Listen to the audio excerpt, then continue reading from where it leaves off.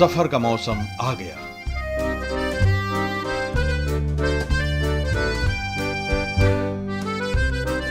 निकल पड़े हैं सैलानी,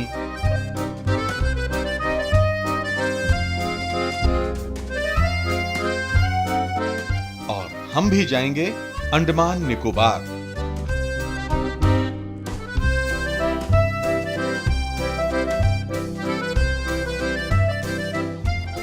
दिल्ली के इंदिरा गांधी एयरपोर्ट के टर्मिनल 3 से हम उड़ान भरेंगे।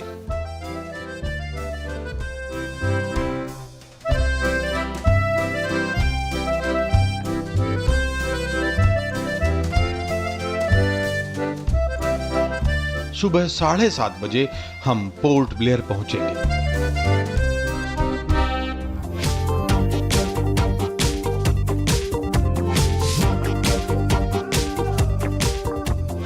बचपन में स्कूल की किताबों में जब भारत की आज़ादी के आंदोलन का इतिहास पढ़ते थे तो अंडमान निकोबार का जिक्र ज़रूर आता था। यहाँ की सेलुलर जेल काला पानी की तरह कही जाती थी और तब हम लोग सिहर उठते थे हमारे स्वतंत्रता संग्राम सेनानियों को दी जाने वाली यातनाओं को पढ़कर। आज़ादी के बाद अंडमान निकोबार जिस तरह से बदला है वो बेमिसाल है। कल का, अतीत का एक ऐसा अध्याय जो दशकों तक ही नहीं सदियों तक मुख्य धारा से कटा रहा, आज मिनी इंडिया बन चुका है। हालांकि यहाँ 500 से ज़्यादा द्वीप हैं और हर द्वीप पर हम आपको सैर नहीं ले जा सकते, लेकिन इनमें से कुछ द्वीप ऐसे हैं जो आज सारे देश ही नहीं दुनिया के लिए आकर्षक पर्यटन स्थल बन गए हैं। हम आपको इनमें से कुछ चुनिंदा द्वीपों पर ले जाएंगे और वहाँ के पर्यटन के बारे में बताएंगे।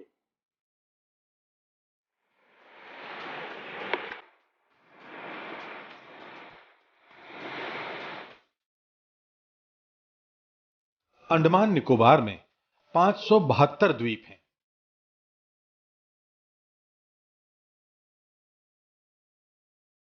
लेकिन केवल 38 द्वीपों पर लोग रहते हैं। इन द्वीपों पर जाने के लिए जहाजों का ही सहारा है।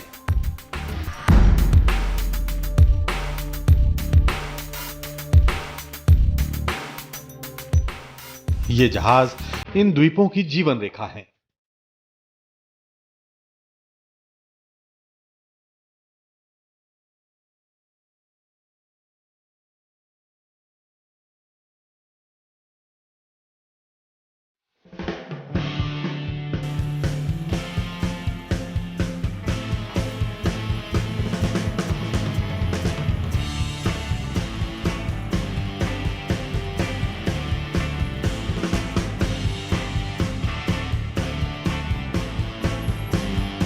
अंडमान निकोबार की हमारी यात्रा यहाँ से शुरू होती है और यहाँ के जो तमाम द्वीप समूह हैं इनमें एक है नॉर्थ बे। यहाँ पर अंडमान निकोबार की सरकार ने, यहाँ के प्रशासन ने आने वाले सैलानियों के लिए खेल कूद के ख़ास इंतज़ाम किए हैं और यहाँ आने के बाद ख़ास तौर पर बच्चों के लिए जो व्यवस्थाएं हैं वो देखने लायक हैं। हम भी वहीं जा रहे हैं। पहले चलते हैं नॉर्थ बे और इसके लिए हमारे पास एक ख़ास शिप है नारकोंडम। आइए चलते हैं। जहाज के कैप्टन माजिद अंडमान के ही रहने वाले हैं।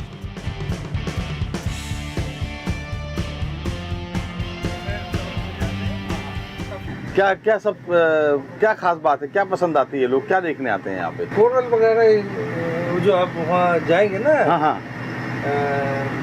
नॉर्थ बे, हाँ वहाँ जो कोरल है वो देखने के लिए है, वो बहुत अच्छी चीज़ है। ओह ये हाँ।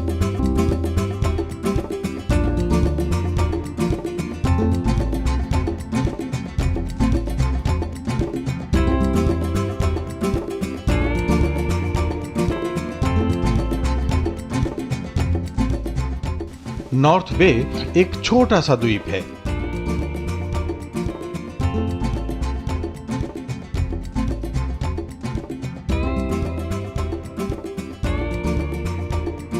समंदर के भीतर का संसार देखने के लिए यहां सैलानियों की भीड़ रहती है।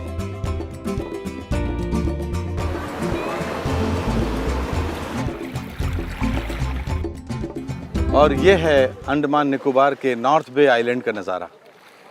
शांत समंदर, लहरों की आवाज़, लेकिन सैलानियों की भरमार।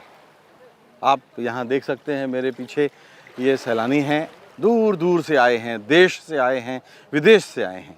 यहाँ पर वो स्कूबा डाइविंग करते हैं। निजी कंपनियों के लोग इन पर्यटकों को बाकायदा तैयार करते हैं और उन्हें समंदर की सैर कराते हैं।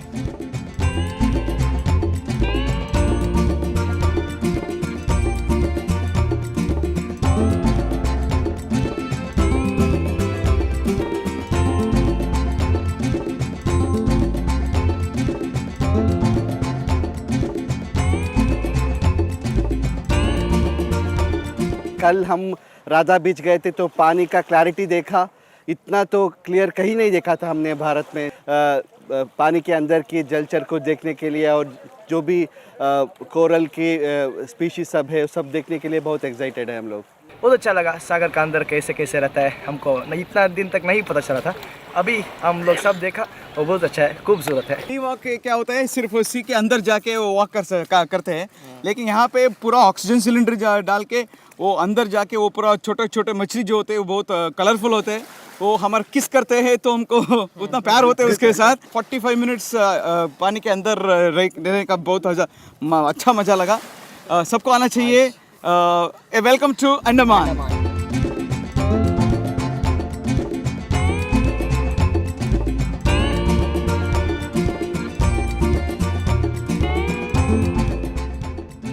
पहला चीज़, ये पूरे इंडिया में एक लौता एक्टिविटी है। ये पूरे वर्ल्ड में 6 प्लेसेस पे होता है और इंडिया में केवल एक जगह हमारी कंपनी कराती है। हम लोग भी समंदर के भीतर पैदल चलने की तैयारी कर रहे हैं।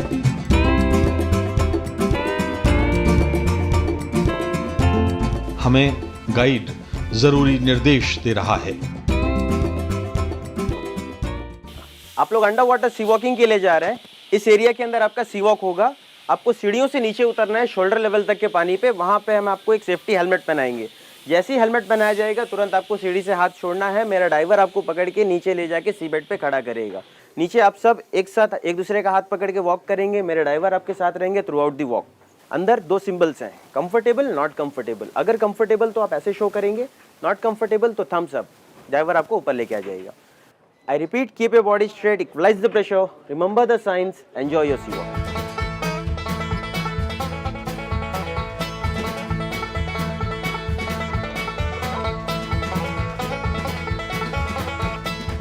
पच्चीस 30 फीट नीचे सांस लेना मुश्किल काम है।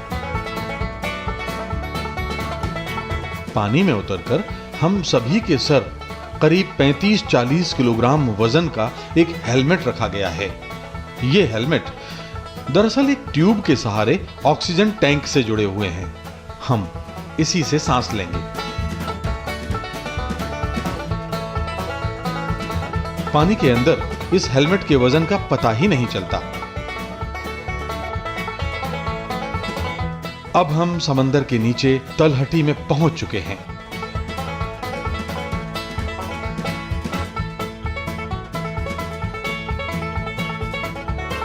वाह, क्या नजारा है। कोरल संसार और रंग बिरंगी मछलियां हमारे इर्द गिर्द घूम रही हैं।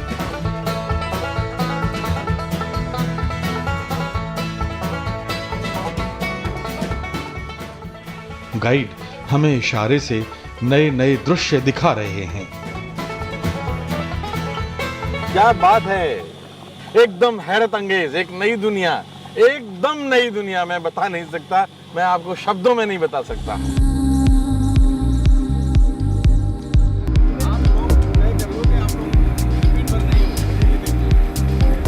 हम लोग अब एक छोटी मोटर बोट से लौट रहे हैं।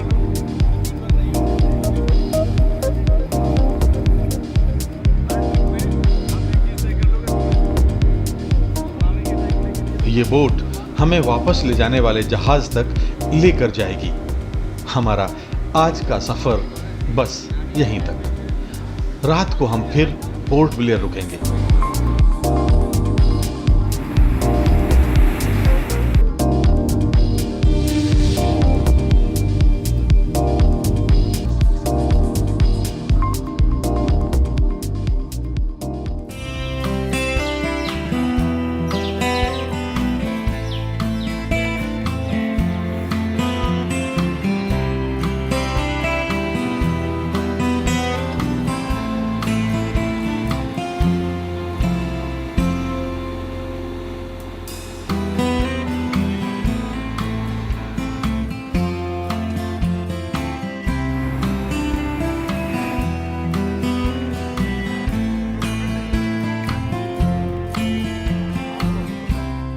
और अब हम आ पहुँचे हैं रॉस आइलैंड। ये जो द्वीप है ये आज़ादी से पहले तक अंग्रेज़ों की राजधानी था और अंडमान निकोबार की राजधानी था। जब देश आज़ाद हुआ तो पोर्ट ब्लेयर को यहाँ से नई राजधानी के रूप में तब्दील किया गया, लेकिन यहाँ की पुरानी राजधानी के निशान आज भी आप इस द्वीप पर देख सकते हैं। इन दिनों भारतीय नौसेना इस द्वीप की देखरेख करती है। रॉस द्वीप पर घूमते हुए एक अजीब सा एहसास होता है।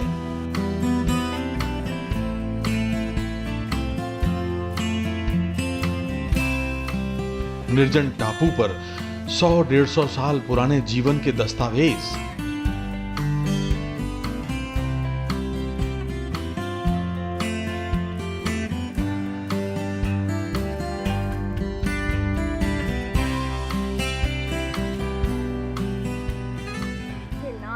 वर्षों से एक महिला गाइड अपने दिलचस्प अंदाज में पर्यटकों को यहाँ के बारे में बताती हैं। जिस जगह पर आप सब लोग घूमने के लिए आए हो, ये थी अंडमान निकोबार की पहली राजधानी, फर्स्ट कैपिटल। इसका पूरा नाम है डैनियल रॉस। ब्रिटिश के फर्स्ट सर्वे के नाम से रखा गया और अंग्रेज ने इसे कैपिटल चूज़ इसलिए किया क्योंकि ये अंडमान निकोबार का माउथ है। ये आइलैंड, ये एक ऐसा आइलैंड है, आप किसी भी सी रास्ते को चुनिएगा, कहीं से भी जाओगे तो आपको ये आइलैंड दिखाई देगा। यहाँ जो प्रिंटिंग प्रेस लगाए गए थे वो आज मरे नहीं हैं, जीवित है। अंग्रेज के ज़माने में जब पेपर छपते थे उसका नाम था डेली इंग्लिश 1 पेज, मगर 1947 जब ये पोर्ट ब्लेयर शिफ्ट हुआ इसका नाम रखा गया द डेली टेलीग्राम। आज भी इंग्लिश हिंदी में सरकार इसे चला रही, चल रहा है, मगर इस आइलैंड में सिर्फ खंडर के रूप में है। ये खंडर अनगिनत इतिहास कहता है। हमें आज़ादी मिली, 1000 लोग मरने के बाद हमें आज़ादी मिली। उस आज़ादी का अब भी सही इस्तेमाल नहीं हो रहा है। उस आज़ादी को हम संभाल कर रखते तो ये आइलैंड सही मायने में आज भी पेरिस जैसा खूबसूरत होता, मगर हम अपनी संपत्ति को संभाल ही नहीं पाए।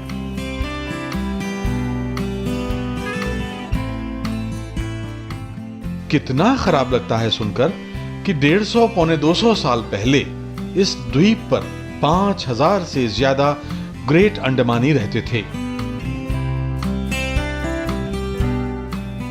गोरे यहां आए तो 20 साल के भीतर उनका सफाया हो गया, केवल 28 अंडमानी बचे।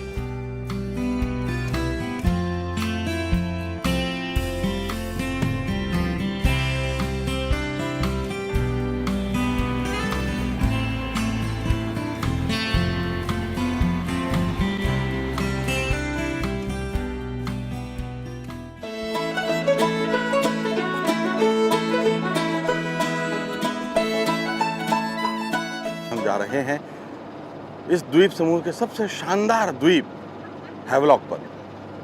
हमें बताया गया है कि हैवलॉक पर जो राधानगर बीच है वो एशिया का सर्वोत्तम बीच है और वहां तक हम पहुंचेंगे अपने इस जहाज बम्बूका पर। आइए चलते हैं।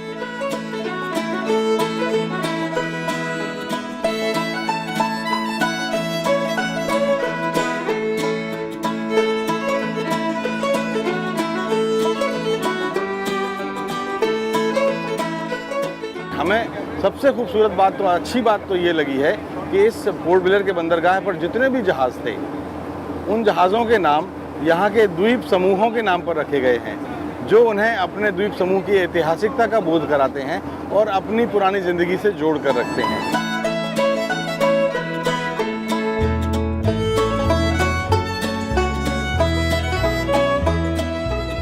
यहाँ पे आके बहुत खुश हूँ। बहुत डाइविंग भी करी, स्नॉर्कलिंग भी करी, सी वॉक भी करी और स्कूबा डाइविंग भी करी, तो उसका भी बहुत आनंद आया। मुझे अंडमान आके अच्छा लग रहा है। मैं आया हूँ मुंबई से। मैंने अभी तक सिर्फ एक्सपीरियंस किया है हाल फिलहाल में पोर्ट ब्लेयर का मार्केट और सेलुलर जेल, जो सब ज़्यादा फेमस है।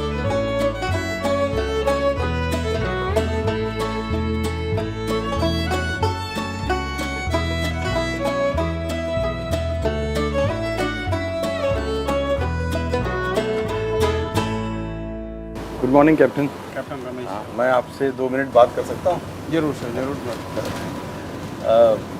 कब से आप इस शिप पे इसको आप वैसे शिप तो आपका अभी ये 8 साल पुराना शिप है। ये फेरी जो करता है यहाँ इंटरलैंड जो हैवलॉक और पोर्ट ब्लेयर के बीच में जो पैसेंजर आते जाते हैं उनके लिए सर्विस के लिए है ये। अच्छा, हमने देखा यहाँ सारे शिप्स का नाम यहाँ के आइलैंड पर है, उसके पीछे क्या वजह है कि अपने लोग अपने आइलैंड के नामों से प्यार करते हैं या उन आइलैंड की याद? या जरूर है, क्योंकि पहले से अभी एक आइडेंटिटी बनती है ना, क्योंकि ये बम्बू का बोले तो आपको पता नहीं है कि बम्बू का क्या चीज़ था, लेकिन अभी पता होगा कि ये बम्बू का जैसे एक आइलैंड है उधर पे, उसके नाम वो आइलैंड के ऊपर में नामकरण किया हुआ है।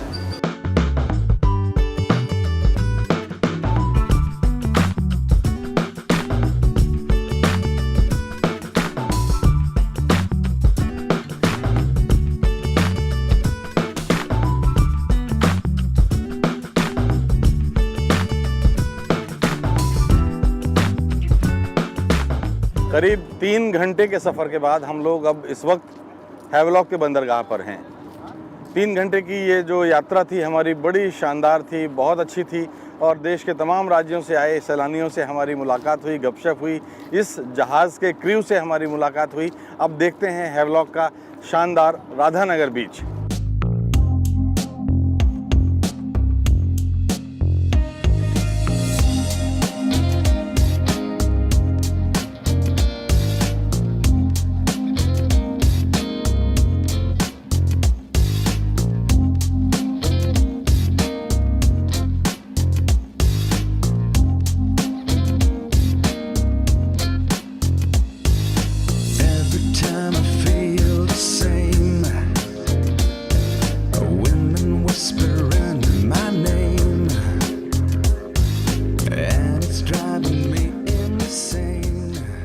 अगर आप प्यार करते हैं कुदरत के हुस्न से और अगर आप महसूस कर सकते हैं खामोशी के संगीत को और अगर आप लूट सकते हैं ज़िंदगी के ख़जाने से सुकून की अनमोल दौलत, तो अंडमान निकोबार के ये शानदार द्वीप आपको दावत दे रहे हैं।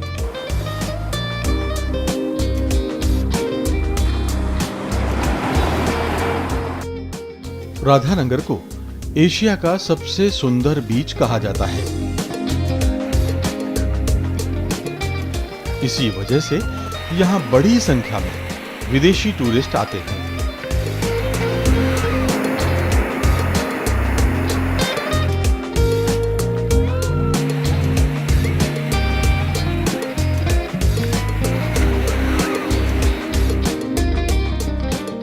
इस बीच पर लाइफ गार्ड्स भी तैनात हैं और एक एक सैलानी पर नजर रखते हैं। चलते हैं इन जवानों के साथ।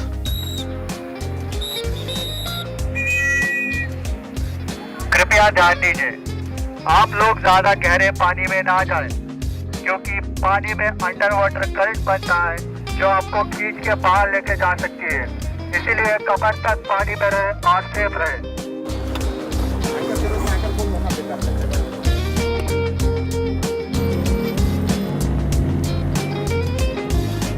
How's the beach? How's the beach? कैसे लग रहा है?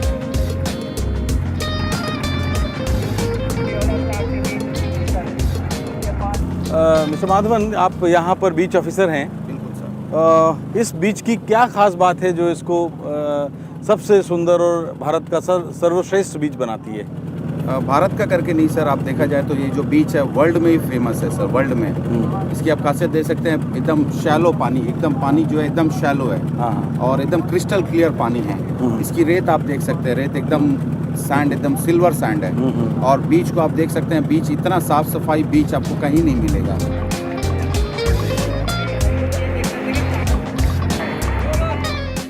So much white beauty, clear sand, clear water. Most beautiful beach. It's a very beautiful beach. I love the white sand. I love the nature behind me and the elephant. It's amazing. Andaman is beautiful. It's all I expected. The water, the view, the jungle, unbelievable. It's really breathtaking. The water are crystal clear. The sand is so white and we're enjoying every minute here. This beach is very beautiful. The water is so clear and like very peaceful place. Very good for relaxation.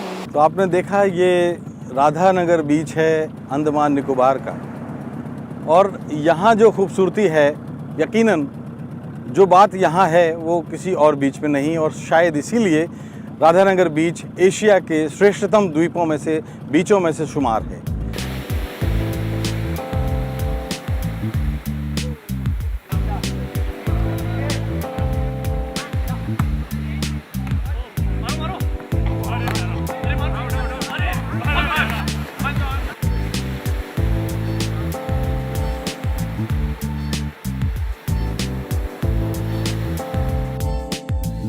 Havelock के इस खूबसूरत resort के सामने एकदम खामोश और खूबसूरत बीच है विजयनगर।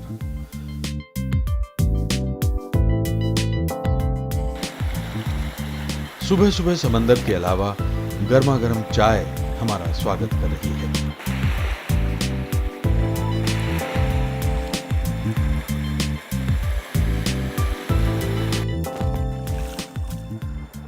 हद्दे निगाह तक ये समंदर के सिलसिले, दूर दूर से चले आते हैं लहरों के काफिले, मिलते हैं यहाँ ज़मीन और आसमां इस अदा के साथ, जैसे हो कोई आत्मा परमात्मा के साथ। बीच पर हमारी मुलाकात हुई स्कूबा डाइविंग सिखाने वाले निश्चय पाठक और उनके दोस्त रोहित बाघेला से।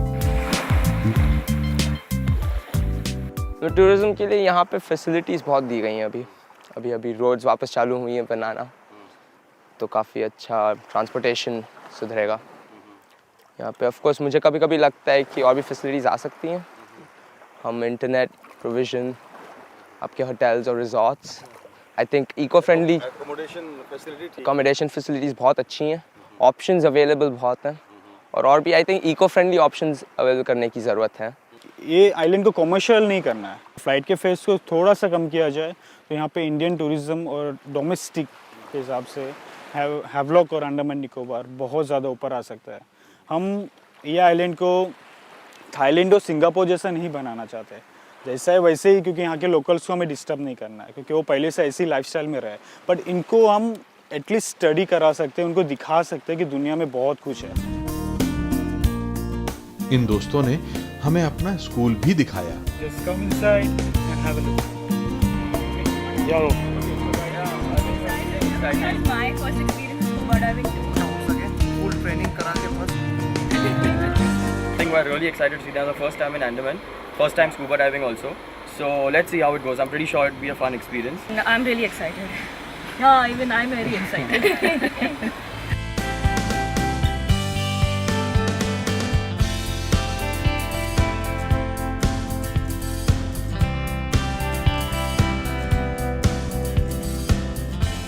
और अब हमारा सफ़र है हैवलॉक से एलिफेंटा के लिए। एलिफेंटा एक ऐसा द्वीप है जहां रहता कोई नहीं, लेकिन अंडमान निकोबार की सरकार ने वहां पानी के खेलों का कुछ खास इंतज़ाम किया है। और एलिफेंटा जाने के लिए हमारे इस सफ़र के नाविक हैं रोनित।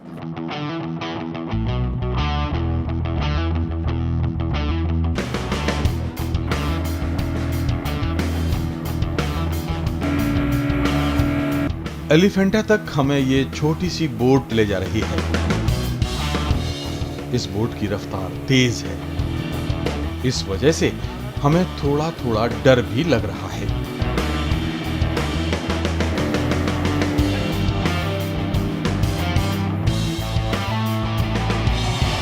एलिफेंटा में सैलानियों की तादाद बढ़ती जा रही है।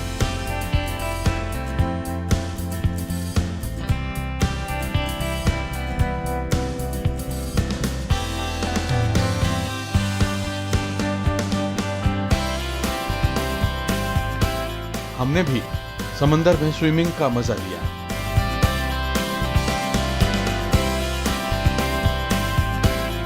जो यहाँ के कलर्स हैं पानी के, वो आपको कहीं देखने को नहीं मिलेंगे। बेशुमार मछलियों के साथ रहना, उनके साथ खेलना, उन्हें देखना, हाथ लगाना, this is the best experience I have ever had. मैंने यहाँ सी वॉक किया, जिसका एक्सपीरियंस बहुत ही मतलब मेमोरेबल रहेगा मेरी लाइफ में। हैवलॉक का सबसे अच्छा पर्यटक स्थल हमारा एलिफेंट बीच ही है। Currently we are at the Elephanta beach. We're spending a good time here. It's a place worth visiting.